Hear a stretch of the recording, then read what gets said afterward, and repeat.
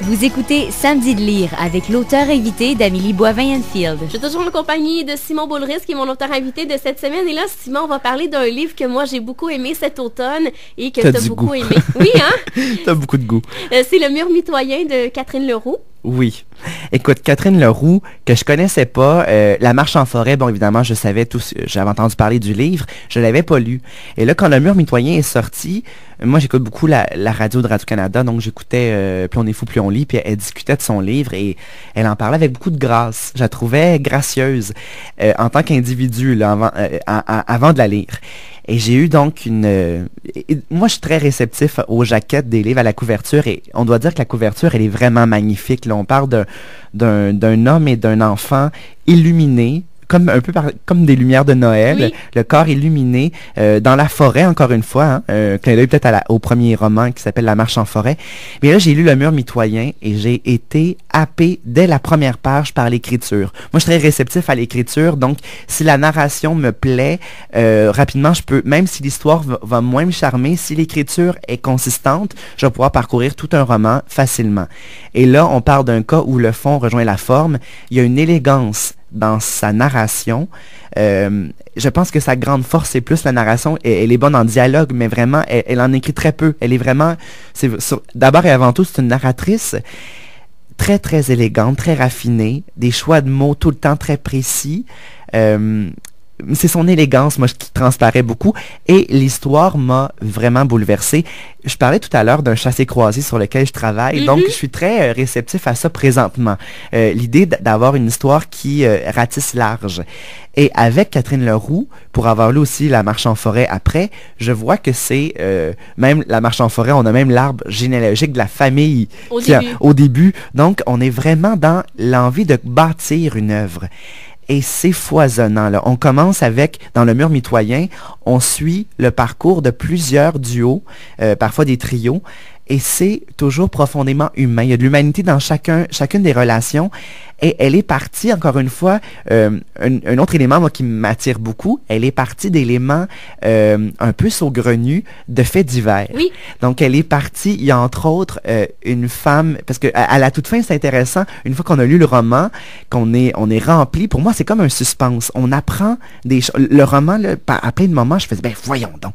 Ça, c'est intéressant parce que l'auteur nous surprend. L'auteur m'a surpris à plusieurs moments. On a Madeleine, qui est un peu l'histoire principale. Madeleine qui veut offrir un de ses reins à son fils. Et elle apprend, ça je pense qu'on peut le raconter parce que c'est dès le départ, on l'apprend quand même assez rapidement. Elle apprend finalement qu'elle peut pas donner de rein à son fils parce que elle n'est pas la mère biologique. Elle apprend qu'elle n'est pas la mère. Et pourtant, elle a accouché de lui. Et là, on apprend, parce qu'ils font des tests, et finalement, elle constate qu'elle a 2 ADN en elle. Donc, sont 2. Madeleine, elle est multiple. Et c'est ce qui fait, elle explique le fait qu'elle se parle toute seule depuis qu'elle est toute jeune, toujours en train de parler à elle. C'est vraiment intéressant. Donc, en soi, c'est un personnage fascinant. On a aussi un couple, je pense que tu as beaucoup aimé, toi, le couple de Marie et d'Ariel, oui. Qui est un premier ministre avec une femme.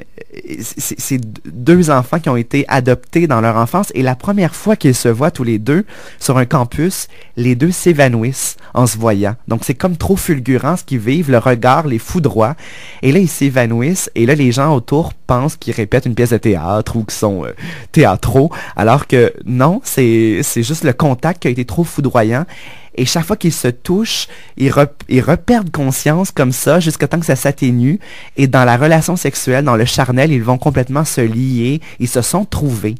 Et finalement, on va apprendre, je vais pas dire c'est quoi, mais on apprend quelque chose qui bouleverse notre lecture. Donc, il y a vraiment... j'ai rarement vécu ça, autant de surprises, vraiment des tragiques, là. C'est des éléments tragiques dans le roman. Avec tout le temps l'élégance qui parcourt le récit, j'ai été complètement charmé. Moi, je disais tout à l'heure que je prends beaucoup de notes quand j'écris. Et Catherine Leroux, là j'ai oublié mon livre à la maison là, mais le mien est vraiment il est parsemé de marqueurs et quand j'aime beaucoup les phrases j'écris mes initiales dans la marge et je pense que mes initiales se retrouvent à chacune des pages donc j'aurais voulu écrire ce livre là. Je trouve que j'ai trouvé ça brillant, j'ai trouvé ça profondément humain. Pour moi c'est un témoignage d'humanité, Et c'est un grand témoignage d'humanité qu'on voit là. Pour moi, c'est même une humaniste, Catherine Leroux, et une grande styliste. Elle a beaucoup de style, et j'ai très hâte de lire le prochain. Moi aussi, j'ai très hâte de lire le prochain. C'est ce que j'avais dit justement dans ma chronique littéraire. Et on n'a pas parlé, Simon, du duo de frères et sœurs Simon et Carmen aussi. Je pense que c'est la seule partie qu'elle a inventée.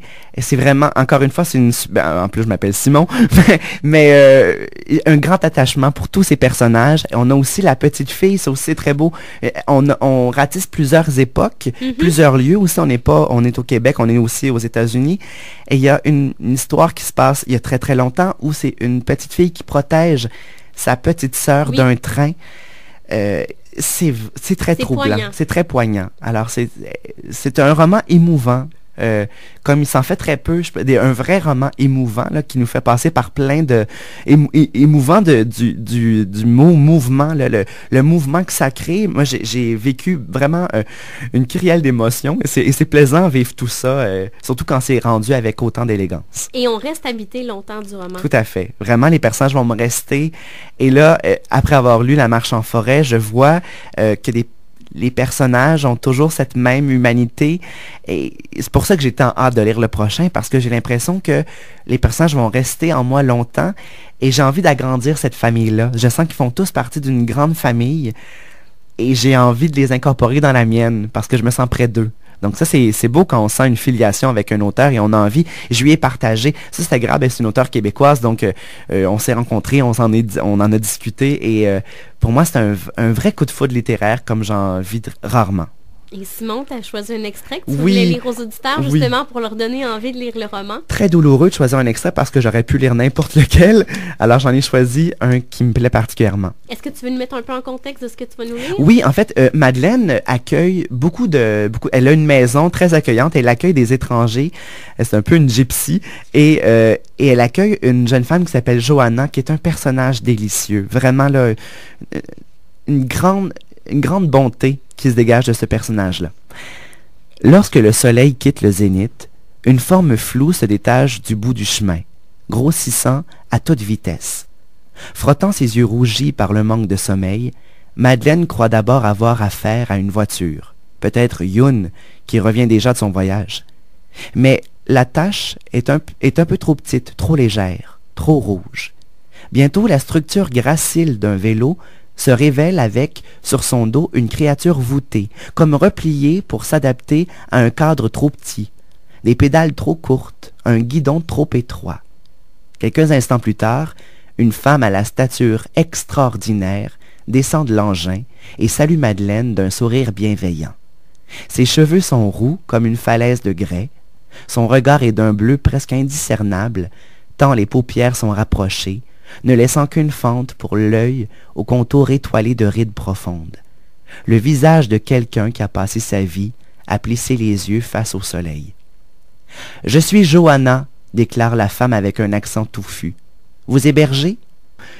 Madeleine contemple le corps d'Amazone fatigué. Elle doit faire au moins 1,90 m. Sa chemise d'homme flotte au vent. Ses doigts vêtus de gants coupés à la première jointure semblent aussi longs que des crayons. Son vélo est couvert d'entailles à moitié cachées par des autocollants de pays divers. Tout en déchiffrant le logo de Waldrug qui masque un graffiti zapatiste, Madeleine cherche les mots pour expliquer à cette femme qui semble venir de traverser le globe que le moment est mal choisi pour accueillir une visiteuse. La maison est un peu bouleversée ces jours-ci. Mon fils est malade. Je peux peut-être vous aider si vous voulez. Je suis infirmière, formée à la meilleure école de Hollande. Je ne sais pas. La situation est compliquée.